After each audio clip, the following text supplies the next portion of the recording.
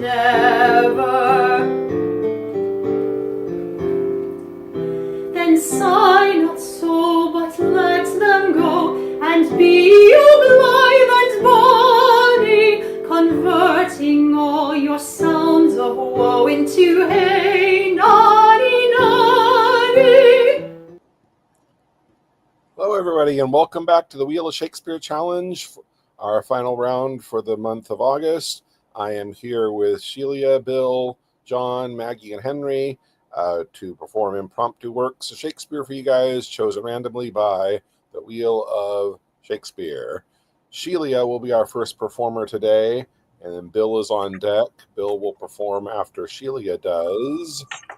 Spinning for Sheila.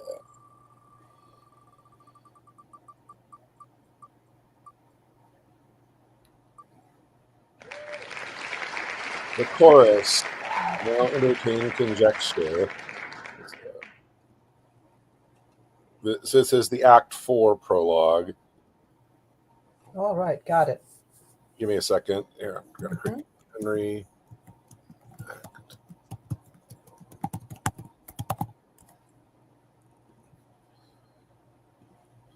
Okay, whenever you're ready.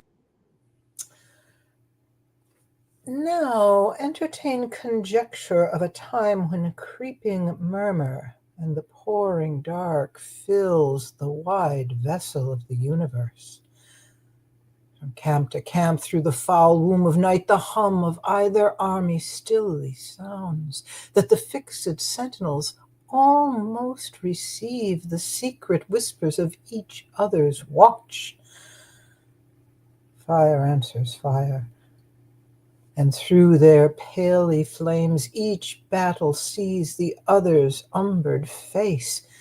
Steed threatens steed in high and boastful neighs, piercing the knight's dull ear, and from the tents the armorers, accomplishing the knights with busy hammers closing rivets up, give dreadful note of preparation.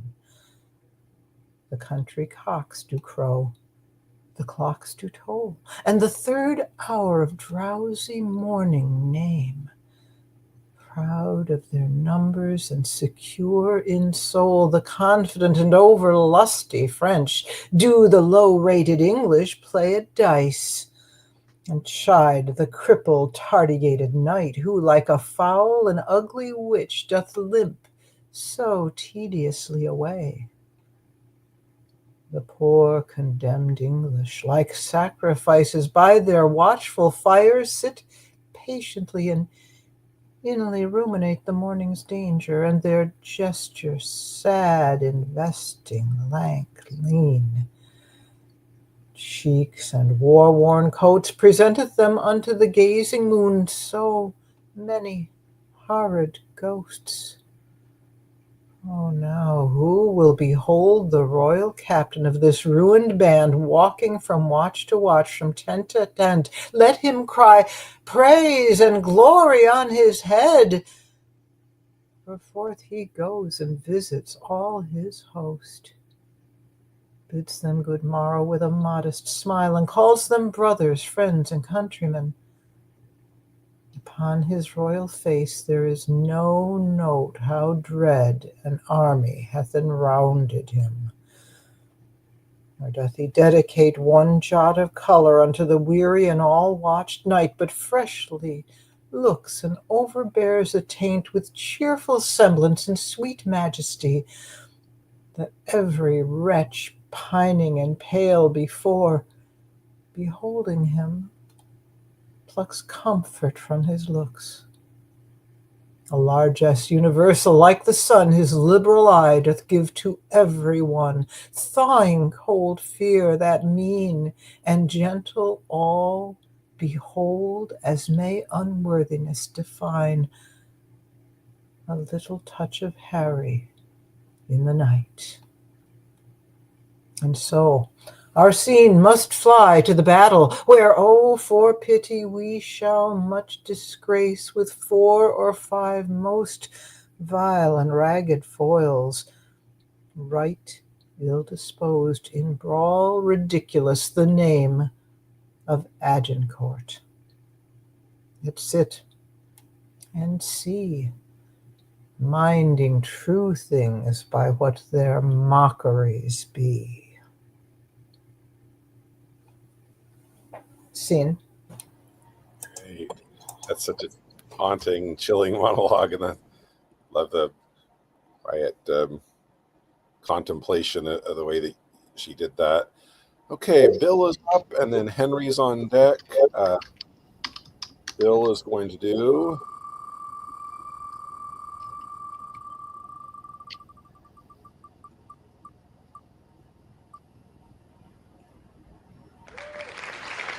Prospero. Now my charms are all over. This is the epilogue of The Tempest. The very end, huh? Very end. All right. Okay, whenever you're ready. Now my charms are all o'erthrown, and what strength I have's mine own, which is most fate. Now, 'tis true I must be here confined by you or sent to Naples. Let me not, since I have my dukedom got, and pardon the deceiver, dwell in this bare island by your spell, but release me from my bands with the help of your good hands. Gentle breath of yours my sails must fill, or else my project fails, which was to please. Now I want spirits to enforce, art to enchant, and my ending is despair, unless I be relieved by prayer, which pierces so that it assaults mercy itself and frees all doubts. As you from crimes would pardon me, let your indulgence set me free. Okay, thank you, Bill. Awesome. So now we have Henry, then Maggie. Henry, you're up. Henry's going to do. I'm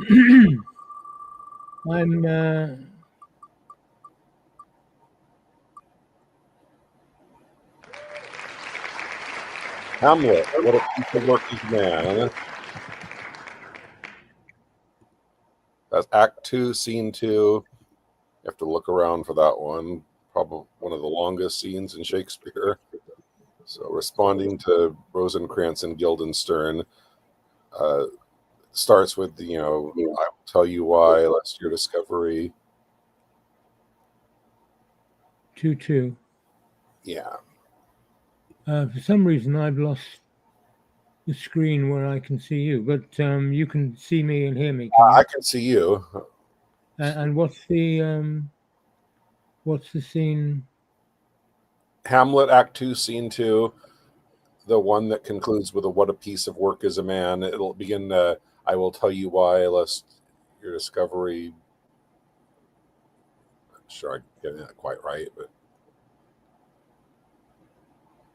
Do you know where about it comes? See, approximately, I think 250 lines in is according to, sometimes those line counts are off. So it's near the top. No, it's toward the end. I know it's hard to find because it's Act 2, Scene 2 of Hamlet's one of the longest scenes in all of Shakespeare. So Act 2, Scene 2. Yeah, to Rosencrantz and yeah, it's about 2/3 of the way down. And it's sorry about this. Rosencrantz and Guildenstern say we were sent for.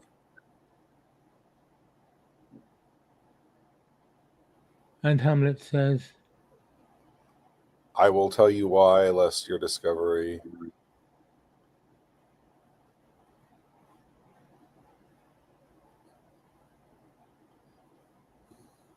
oh, yes, okay, got it.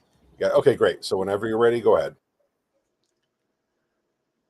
I will tell you why. So shall my anticipation prevent your discovery, and your secrecy to the king and queen moult no feather. I have of late but wherefore I know not, lost all my mirth, foregone all custom exercises, and indeed it goes so heavily with my disposition that this goodly frame, the earth, seems to me a sterile promontory. This most excellent canopy, the air, look you, this brave o'erhanging firmament, this majestical roof fretted with golden fire, why, it appeareth no other thing to me than a foul and pestilent congregation of vapours. What a piece of work is a man! How noble in reason, how infinite in faculties, in form and moving, how express and admirable, in action, how like an angel, in apprehension, how like a god. The beauty of the world, the paragon of animals, and yet to me what is this quintessence of dust? Man delights not me. No, nor woman neither, though by your smiling you seem to say so. Okay, great. Thank you, Henry. Um, Maggie is up, and then myself, and then John. Okay, Maggie is going to do...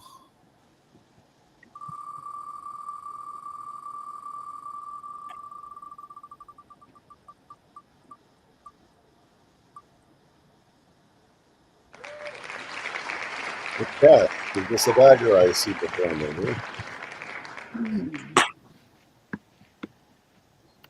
Okay. Act 2, Scene 1.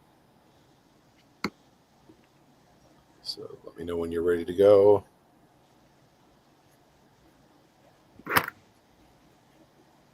Ready. Okay, go for it. Go bid thy mistress, when my drink is ready, she strike upon the bell. Get thee to bed. Is this a dagger which I see before me, the handle toward my hand? Come, let me clutch thee. I have thee not, and yet I see thee still. Art thou not, fatal vision, sensible to feeling as to sight?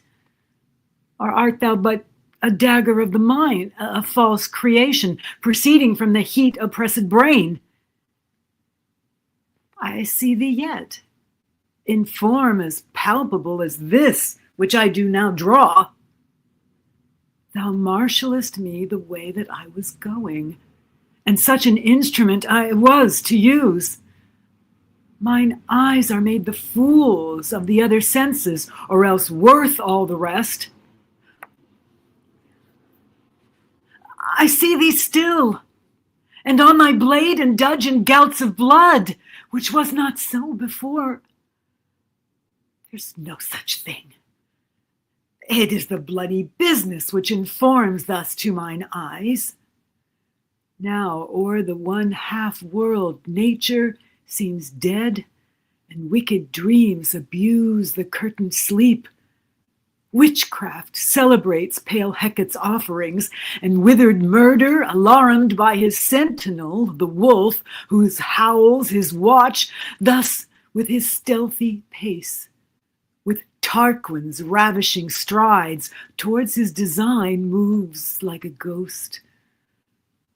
Thou sure and firm set earth, hear not my steps, which way they walk, for fear thy very stones prate of my whereabout, and take the present horror from the time which now suits with it. Whiles I threat, he lives. Words to the heat of deeds too cold breath gives. I go, and it is done. The bell invites me. Hear it not, Duncan, for it is a knell that summons thee to heaven or to hell. Great. Love that one. So it is now my turn, and then John is on deck. He and I will do our monologues, and then we will spin for scenes. So John, you are up. Okay. Maggie is up. And then myself, and then John. Okay, John. Okay. Okay. Okay. Okay, my monologue is going to be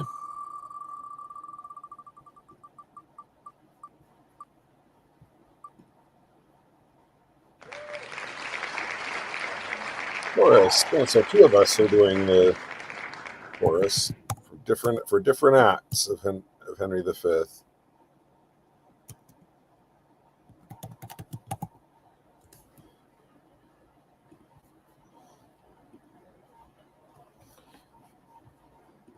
Practically do this one by heart, but I should make sure. The fifth, here we go.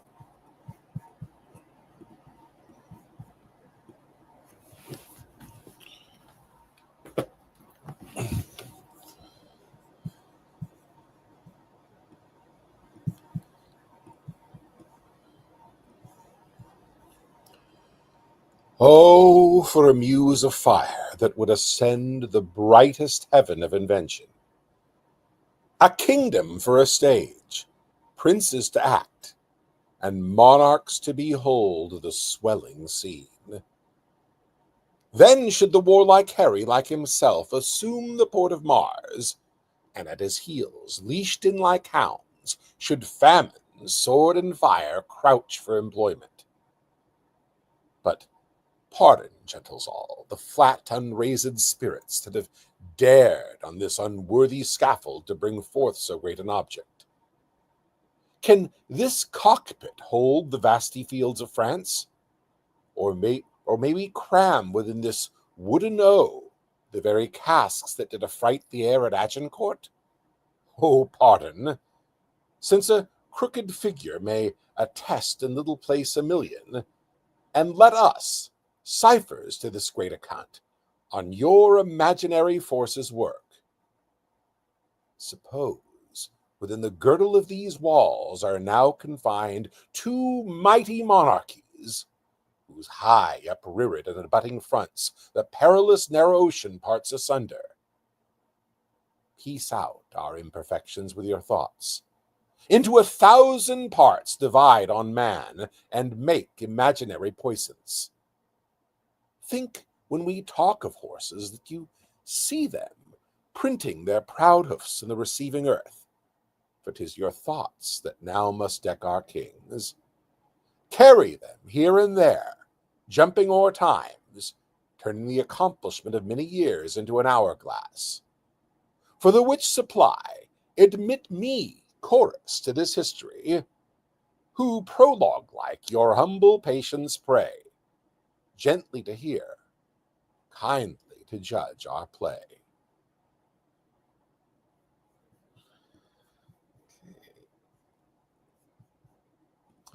Okay, so our last monologue before, oh darn, did we lose John again? Oh, that's too bad. John was having connectivity issues. Hopefully he'll rejoin us. Oh, there he is. I'm sorry. Looking at the wrong spot, Dad. Okay. Yeah. I thought I had disappeared. Yeah. So glad you're still here. So yeah, glad we get your turn. So let's see. Spinning for you now. Okay, so the final monologue before we spin for scenes is going to be John doing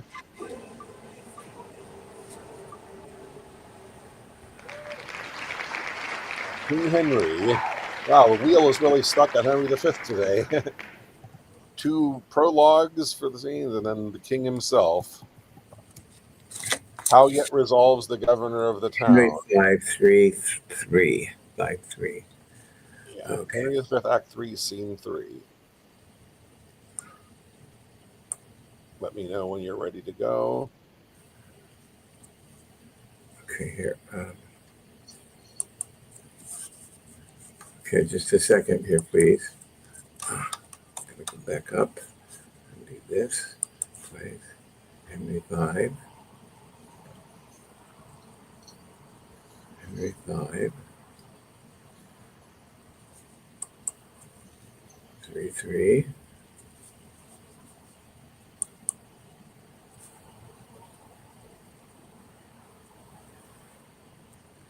Okay.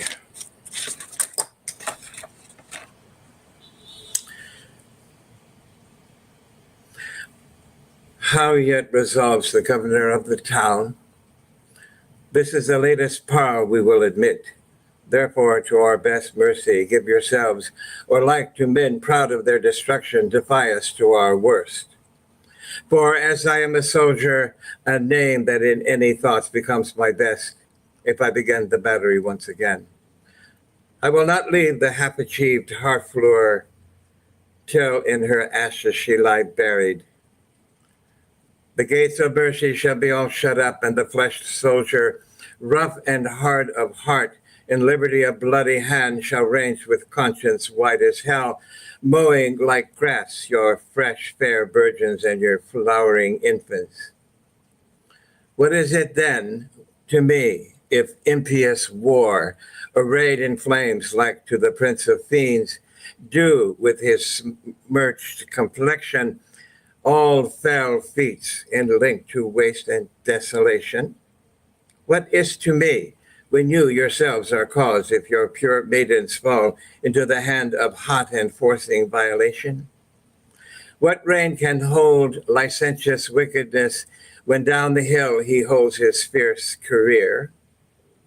We may, as bootless, spend our vain command upon the enraged soldiers and their spoil, as send precepts to the Leviathan to come ashore.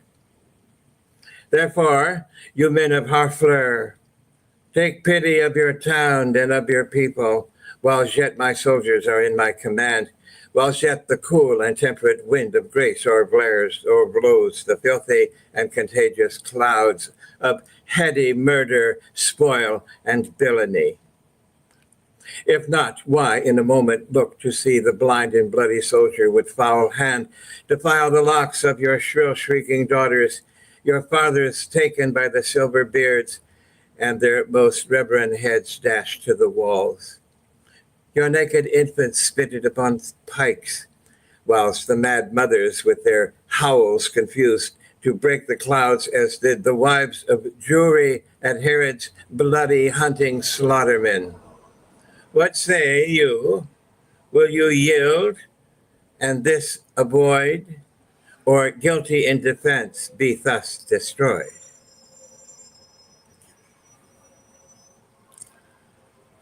Great.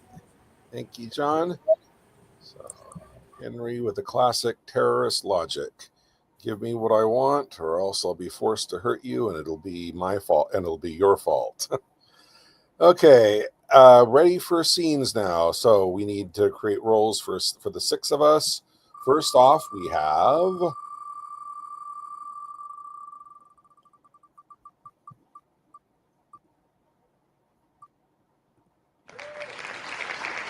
the Tempest, Prospero, and Miranda.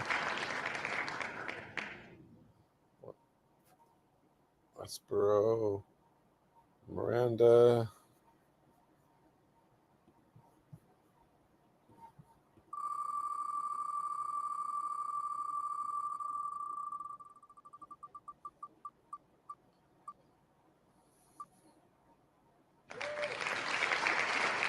Antony and Cleopatra. This is the one I put the asterisk here. So Antony, we'll do that one. And then Eros and Mardian are really small. Whoever gets those are going to be disappointed. So I will just assign those, and the people that play them can get another role.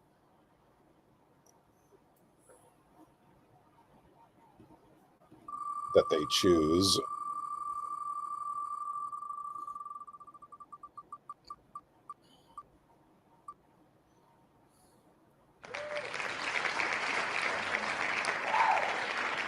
Okay, here's another one that it's mostly Shylock and Bassanio, and so Merchant Act 1 Scene 3 Shylock,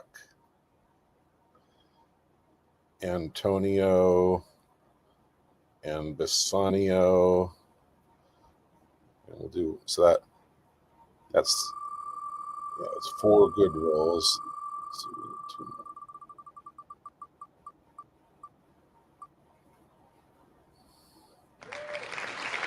Okay, so Macbeth and Macduff in their final confrontation. That's 5.8.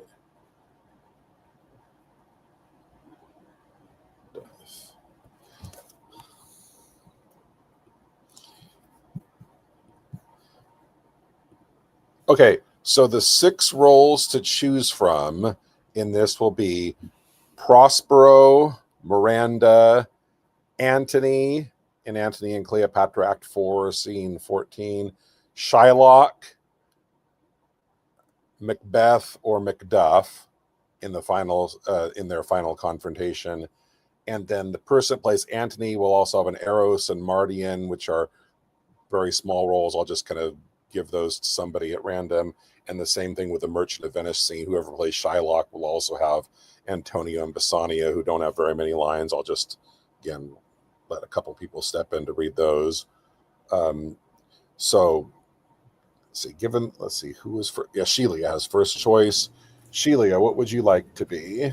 I'm going to be greedy. I want to be Shylock. Okay. So Shelia is going to be Shylock. Bill, what would you like? Macbeth, please. Bill will take Macbeth.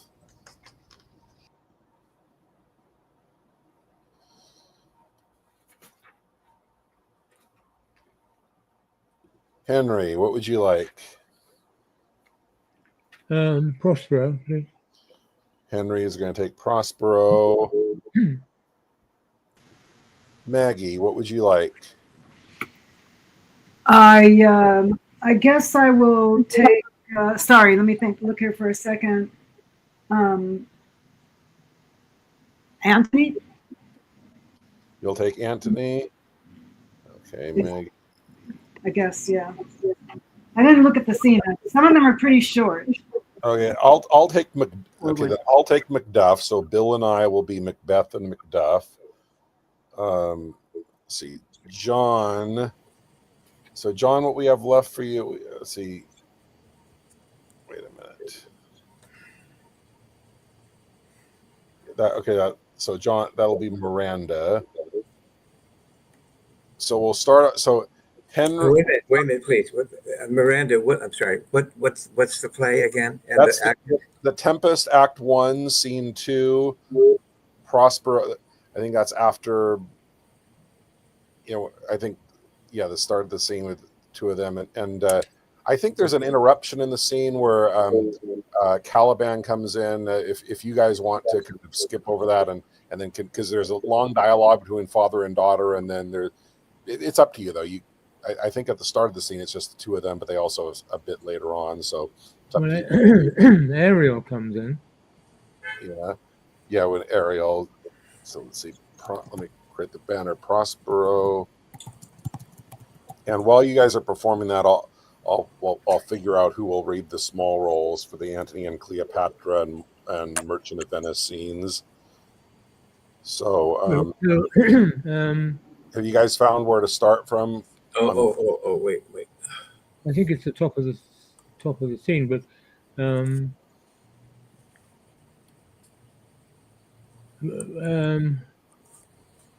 you're saying Caliban came in? I might be remembering this scene wrong. Let's see, the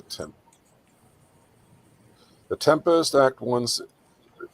Actually, it's easy. You can go from the top of the scene. But when the scene starts, it's just Prospero and Miranda are the only 2 on stage.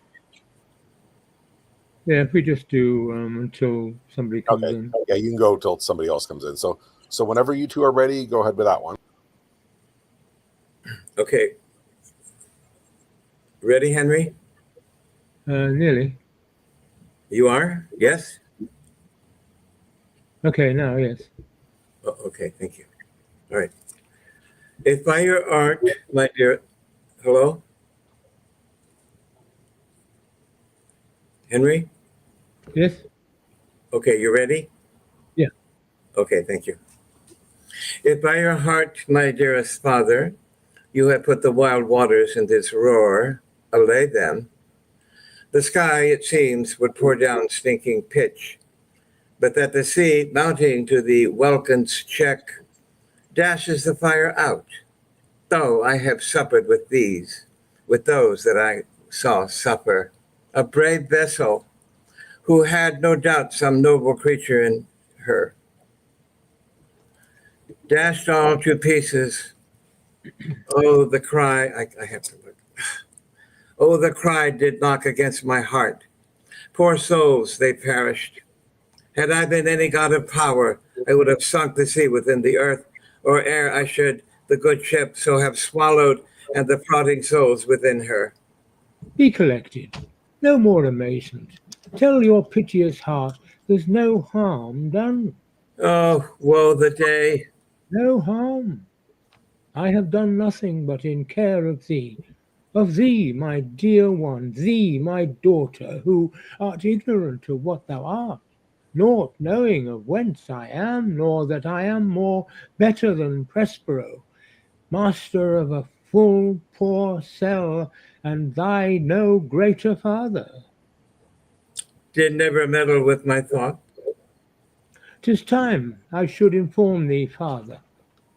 Lend thy hand and pluck my magic garment from me, so. Lie there, my art. Wipe thou thine eyes. Have comfort. The direful spectacle of the wreck which touched the very virtue of compassion in thee, I have with such provision in mine art, so safely ordered that there is no soul, no, not so much perdition as an hair betid to any creature in the vessel which thou heardst cry, which thou saw'st sink. Sit down, for thou must know now no further, father, for thou must now know farther. You have often begun to tell me what I am, but stopped and left me to a bootless inquisition, concluding, stay, not yet. The hour's now come. The very minute beats thee, ope thine ear. Obey and be attentive. Canst thou remember a time before we came unto this cell? I do not think thou canst, for then thou wast not out 3 years old. Certainly, sir, I can. By what? By any other house or person? If anything, the image tell me that hath kept with thy remembrance. 'Tis far off and rather like a dream than in assurance that my remembrance warrants. Had I not 4 or 5 women once that tended me? Thou hadst, and more, Miranda. But how is it that this lives in thy mind? What seest thou else in the dark, backward and abysm of time? If thou rememberest aught ere thou camest here, how thou camest here thou mayest. But that I do not.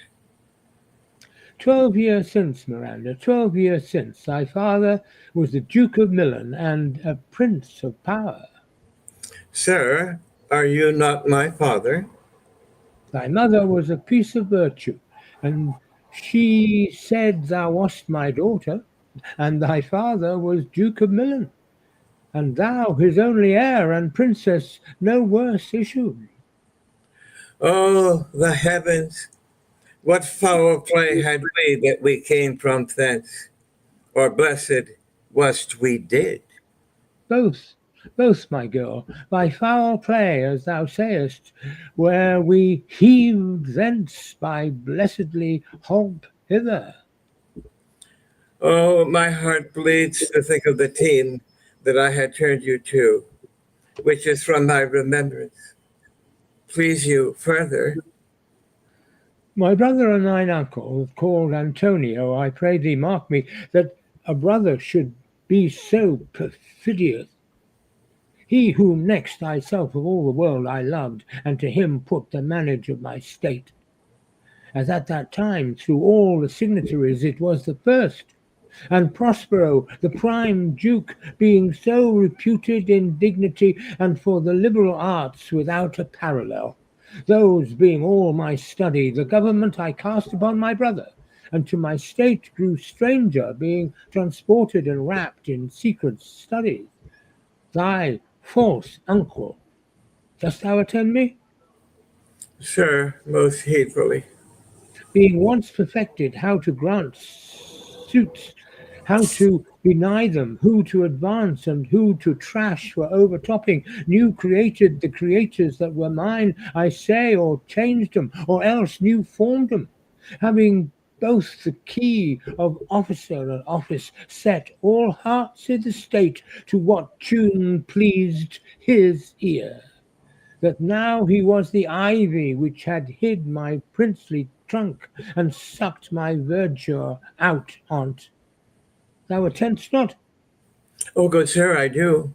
I pray thee, mark me. I thus neglecting worldly ends, all dedicated to closeness and to bettering of my mind, with that which but by being so retired, or prized, or popular rate, in my false brother awaked an evil nature, and my trust, like a good parent, did beget of him a falsehood, in its contrary, as great as my trust was, which had indeed no limit, a confidence sans bounds, he being thus lauded not only with what my revenue yielded, but what my power might else extract, like one who having to into truth by telling of it made such a sinner of his memory to credit his own lie he did believe he was indeed the Duke. Out to the substitution and executing the outward face of royalty with a all prerogative. Hence his ambition growing. Dost thou hear? Your tale, sir, would cure deafness. To have no screen between this part he played and him he played it for, he needs will be absolute villain. Me, poor man, my library was dukedom large enough. Of temporal royalties he thinks me now incapable. Confederates, so dry he was for sway, with the King of Naples to give him annual tribute, do him homage, subject his coronet to his crown, and bend the dukedom yet unbowed. Alas, poor Millen, to most ignoble stooping. Oh, the heavens! Mark his condition and the event. Then tell me if this might be a brother. I should sin to think but nobly of my grandmother. Good wombs have borne had sons. Now the condition, the King of Naples being an enemy to me inveterate, hearkens my brother's suit, which was that he, in lieu of the premises of homage, and I know not how much tribute, should presently extirpate me and mine out of the dukedom, and confer fair Milan with all the honours on my brother. Whereon a treacherous army levied one midnight, fated to the purpose, did Antonio open the gates of Milan, and I, in the dead of darkness, the ministers for the purpose hurried thence, me and thy crying self. Alack, for pity! I, not remembering how I cried out then, will cry it o'er again. It is a hint that rings mine eyes to it. Hear a little further, and then I'll bring thee to the present business which now is upon's, without the which this story were most impertinent. Wherefore did they not that hour destroy us? Well demanded, wench. My tale provokes that question. Dear, they durst not, so dear the love my people bore me, nor set a mark so bloody on the business, but with colours fairer painted their foul ends. In few they hurried us aboard a bark, bore us some leagues to sea, where they prepared a rotten carcass of a boat, not rigged, nor tackle, sail, nor mast. The very rats instinctively had quit it.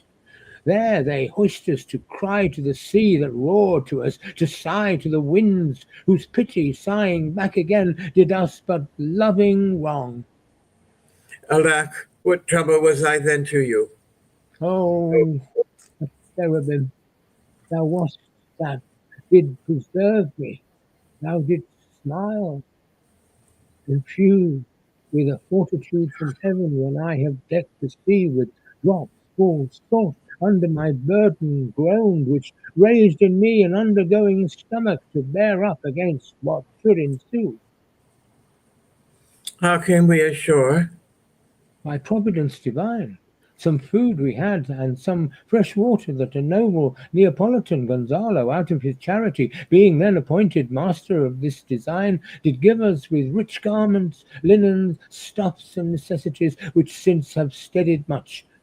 So of his gentleness, knowing I loved my books, he furnished me from mine own library with volumes that I prize above my dukedom.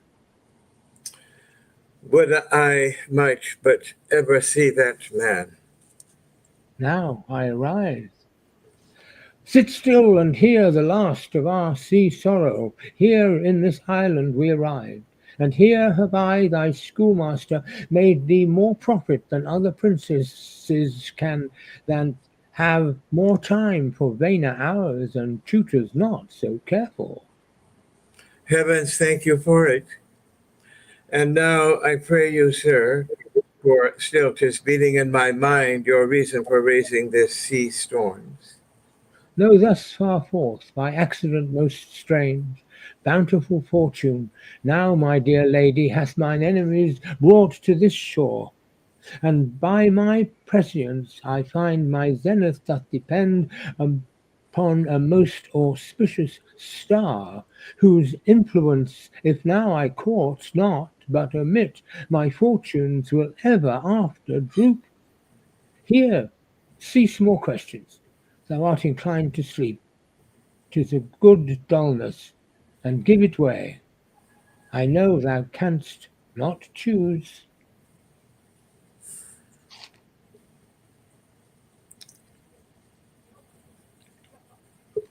I think you have 2 more lines there.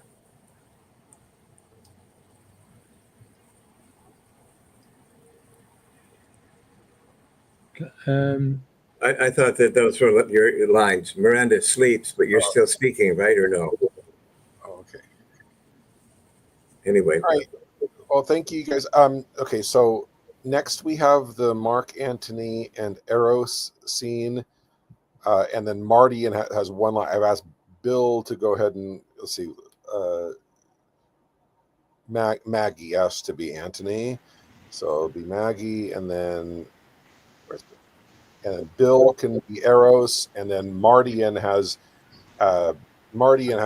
literally one line. I'll just put myself in the scene for that. It'll end at the point, So we're just going to go the whole way through, pretty much. Well, up until Antony's suicide, Eros kills himself instead of Antony, and then Antony observes it, and then guards. So obviously, when the guards right, okay, and just so we know if we're coming up, I chose myself and Bill to be the ones to read this with you because we have a break, another scene before the one that he and I are going to do together, and sounds then good. After this, we're doing the Shylock scene. Sheila is doing that. Let's see, since Henry and John just performed, they'll get a break in this. Well, I'll say John's Henry part was pretty small, but go ahead. Yes, so Henry and John can be the ones that read for Antonio and Bassanio, while Sheila reads for Shylock. And you two can kind of decide between yourself which one you want to do while we're doing this scene. So you two are ready to go with this one? I got it. Okay, so I'll take myself out and we can start. Eros, thou yet beholdst me? Aye, noble lord. Sometimes we see a cloud that's dragonish, a vapor, sometimes like a bear or lion, a towered citadel, a pendant rock, a forked mountain, or a blue promontory with trees upon it that nod unto the world and mock our eyes with air. Thou hast seen these signs. They are black vespers pageants. Aye, my lord. That which is now a horse, even with a thought, the rack deals limbs and makes it indistinct as water is in water. It does, my lord. My good knave, Eros, now thy captain is even such a body. Here I am Antony. You cannot hold this visible shape, my knave. I made these wars for Egypt, and the queen, whose heart I thought I had, for she had mine, which whilst it was mine had annexed unto it 1,000,000 more, now lost. She, Eros, has packed cards with Caesar, and false played my glory unto an enemy's triumph. Nay, weep not, gentle Eros. There is left us ourselves to end ourselves. Oh, thou vile lady, she has robbed me of my sword. No, Antony, my mistress loved thee, and her fortunes mingled with thine entirely. Oh, hand saucy eunuch, peace! She hath betrayed me, and shall die the death. Death of one person can be paid but once, and that she has discharged. What thou wouldst do is done unto thy hand. The last she spake was, Antony, most noble Antony. Then in the midst a tearing groan did break the name of Antony. It was divided between her heart and lips. She rendered life, thy name so buried in her. Dead, then? Dead. Unarm, Eros. The long day's task is done, and we must sleep. That thou departest hence safe does pay thy labor richly. Go. Off. Pluck off. The sevenfold shield of Ajax cannot keep the battery from my heart. Oh, cleave my sides. Heart, once be stronger than thy continent. Crack thy frail case. A pace, Eros, a pace. No more a soldier. Bruised pieces, go. You have been nobly born. From me a while. I will o'ertake thee, Cleopatra, and weep for my pardon.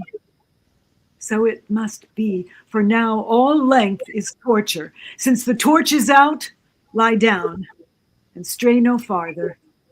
Now all labor mars what it does. Yea, very force entangles it with strength.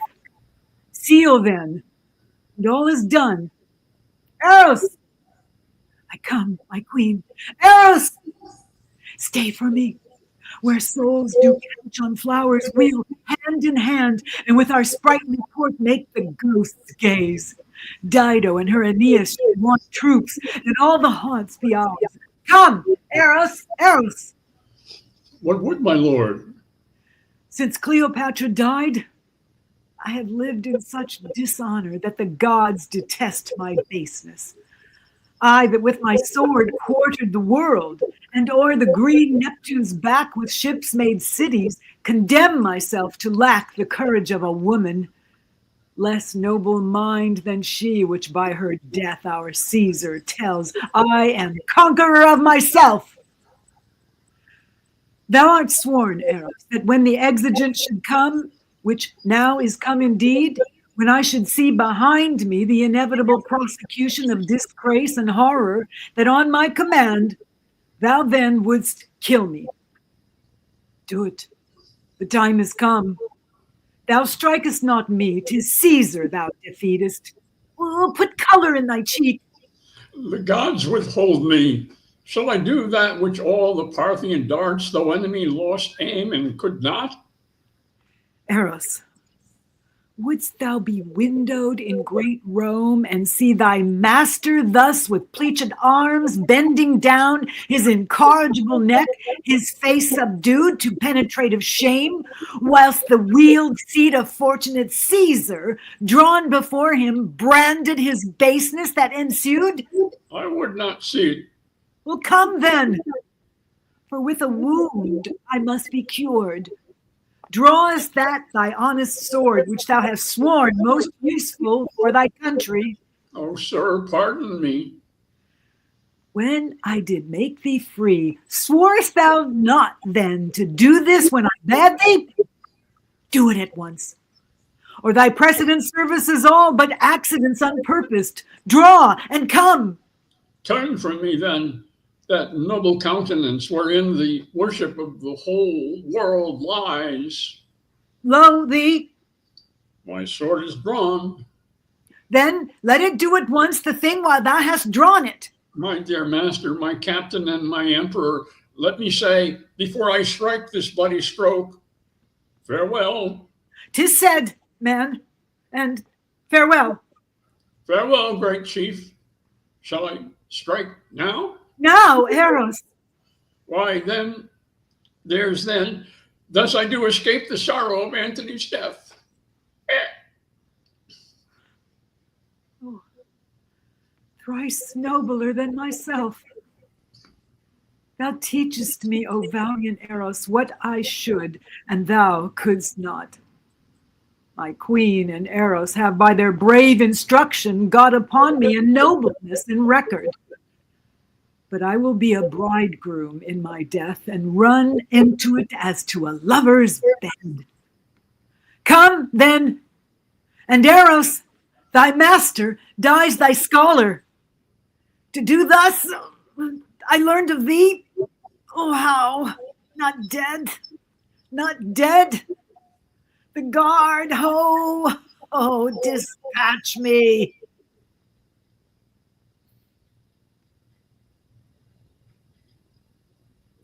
Okay, great. So now we have the Shylock, Bassanio, and Antonio scene. So let's see. Shelia is going to be Shylock, and then I mentioned Bassanio and so Henry and John. Have you decided which one of you wants to be Bassanio and who's going to be Antonio? Doesn't matter to me. Henry, do you have a preference? No, I was suggest. Well, I'll do Anthony. You'll do Antonio. Okay, so I'll take you out then, because it starts with Shylock and Bassanio are on stage, and then Antonio comes in. So that means Shelia and John can start, and then I'll add Henry to the scene when Antonio enters. So, oops.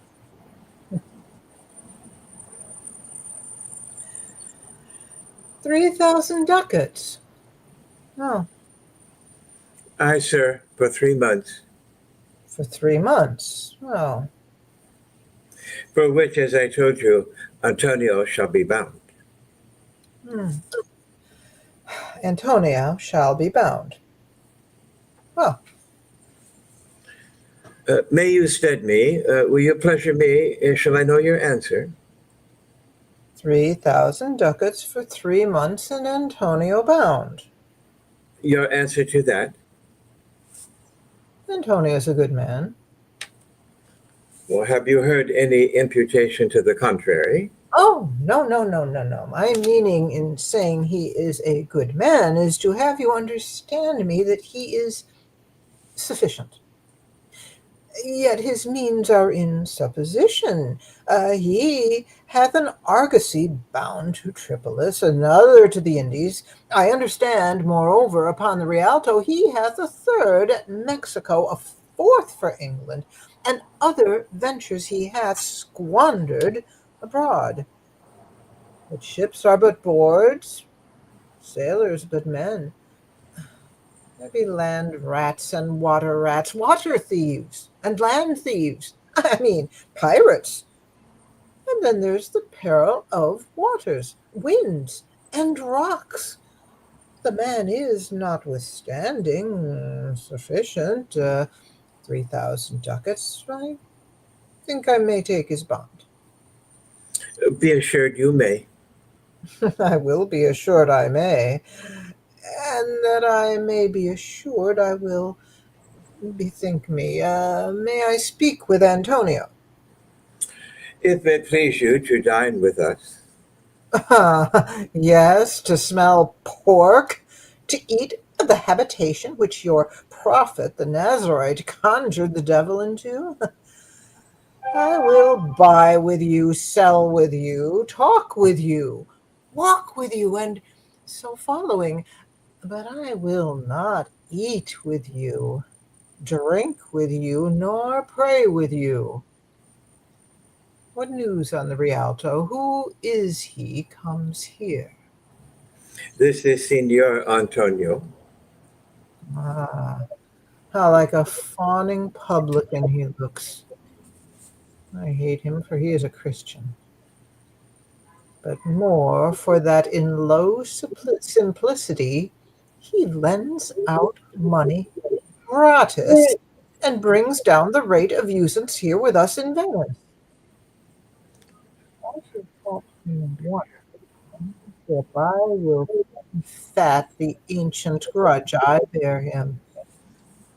He hates our sacred nation, and he rails even there where merchants most do congregate on me, my bargain, well won, which he calls interest. Cursed be my tribe if I forgive him.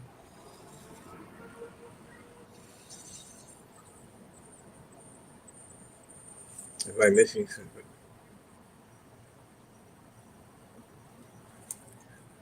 Shylock, do you hear? I am the king of the present store, and I dare test my memory. I cannot instantly raise up a full 3,000 ducats. What of that? Tubal, a wealthy Hebrew of my tribe, will furnish me. But how much months do you desire? Rest you fair, good signor. Your worship was the last man in our mouths. Shylock, although I neither lend nor borrow by taking nor giving of excess, yet to supply the ripe wants of my friend I'll break a custom. Is he yet possessed? How much you would? Aye, 3,000 ducats. And for 3 months? I had forgot. 3 months, you told me so. Well, then, your bond. Let me see. But hear you, methought you said you neither lend nor borrow upon advantage. I do never use it. When Jacob grazed his uncle Laban's sheep, this Jacob from our holy Abram was, as his wise mother wrought in his behalf, the third possessor. Aye, he was the third. And what of him? Did he take interest? No, not take interest, not as you would say, directly interest. Mark what Jacob did. When Laban and himself were compromised that all the eanlings which were streaked and pied should fall as Jacob's hire, the ewes, being rank in the end of autumn, turned to the rams, and when the work of generation was between these woolly breeders in the act, the skilful shepherd peeled me certain wands, and in the doing of this deed of kind, he stuck them up before the fulsome ewes, who then, conceiving, did in evening time fall party-colored lambs, and those were Jacob's. This was a way to thrive, and he was blessed, and thrift is blessing, if men steal it not. This was a venture, sir, that Jacob served for, a thing not in his power to bring to pass, but swayed and fashioned by the hand of heaven. Was this inserted to make interest good, or is your gold and silver ewes and rams? I cannot tell. I make it breed as fast. But note me, signor. Mark you this, Bassanio, the devil can cite scripture for his purpose. An evil soul producing holy witness is like a villain with a smiling cheek, a goodly apple rotten at the heart. Oh, what a goodly outside falsehood hath. 3,000 ducats. 'Tis a good round sum. 3 months from 12. Then let me see the rate. Why, well, Shylock, shall we be holding to you? Signor Antonio, many a time and oft in the Rialto you have rated me about my moneys and my usances. Still have I borne it with a patient shrug, for sufferance is the badge of all our tribe. You call me misbeliever, cutthroat dog, and spit upon my Jewish gabardine, and all for use of that which is mine own. Well then, it now appears you need my help. Go to then, you come to me and you say, Shylock, we would have moneys, you say so. You that did void your ream upon my beard and foot me as you spurn a stranger cur over your threshold. Money is your suit. what should I say to you? Should I not say, hath the dog money? Is it possible a cur can lend 3,000 ducats? Or shall I bend low and in a bondman key, with bated breath and whispering the humbleness, say this: Fair sir, you spit on me on Wednesday last, you spurned me such a day, another time you called me dog, and for these courtesies I'll lend you thus much money. I am as like to call thee so again, to spit on thee again, to spurn thee too. If thou wilt lend this money, lend it not as to thy friends. For when did friendship take a breed for barren metal of his friend? But lend it rather to thine enemy, who, if he break, thou mayest with better face exact the penalty. Why, look you how you storm. I would be friends with you and have your love, forget the shames that you have stained me with, supply your present wants, and take no draught of usance for my moneys, and you'll not hear me. This is kind I offer.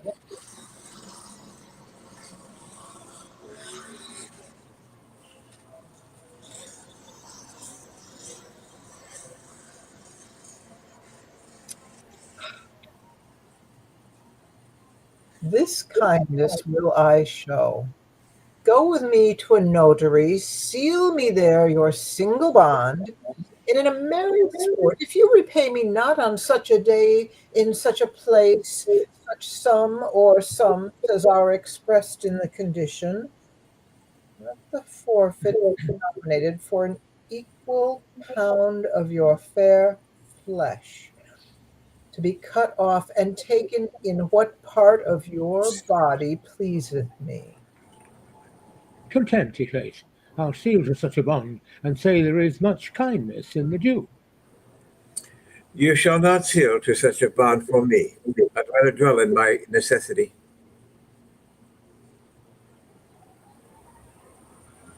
Why fear not, man, I will not forfeit it. Within these 2 months, that's a month before this bond expires, I do expect return of thrice 3 times the value of this bond. Oh, Father Abram, what these Christians are, whose own hard dealings teaches them suspect the thoughts of others. Pray you, tell me this. If he should break his day, what should I gain by the exaction of the forfeiture? A pound of man's flesh taken from a man is not so estimable, profitable neither as flesh of muttons, beefs, or goats. I say, to buy his favor, I extend this friendship. If he will take it, so. If not, adieu, and for my love, I pray you wrong me not. Yes, Shylock, I will seal unto this bond.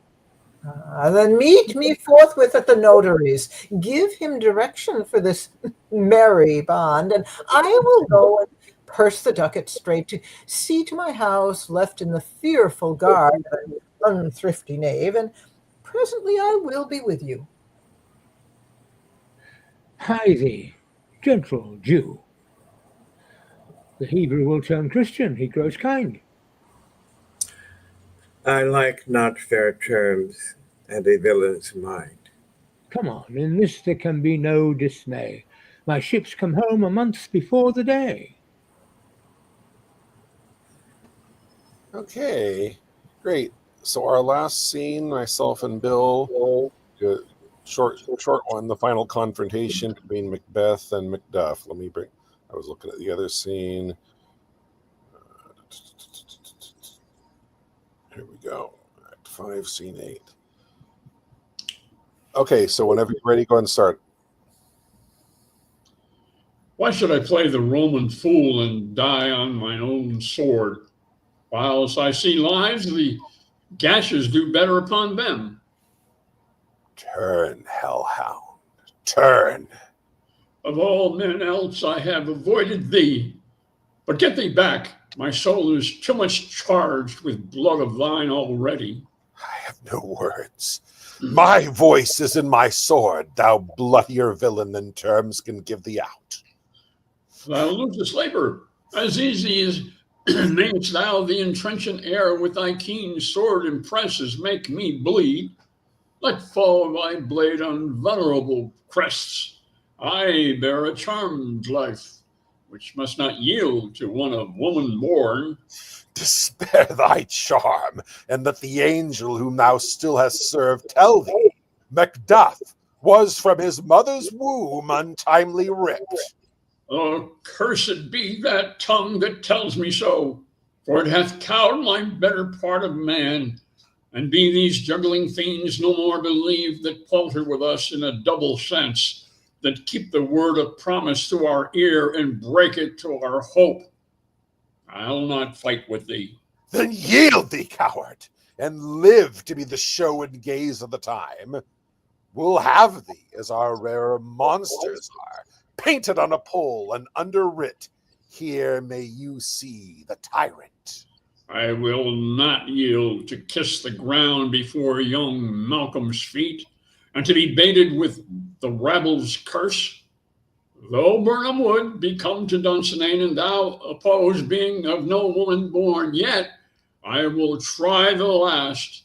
Before my body I throw my warlike shield. Lay on, Macduff, and damned be him that first cries, Ho, enough. Okay. Great, great performances today, everybody. So we'll see you again in 2 weeks for the next round of the Wheel of Shakespeare Challenge. We'll see you guys then. Bye now.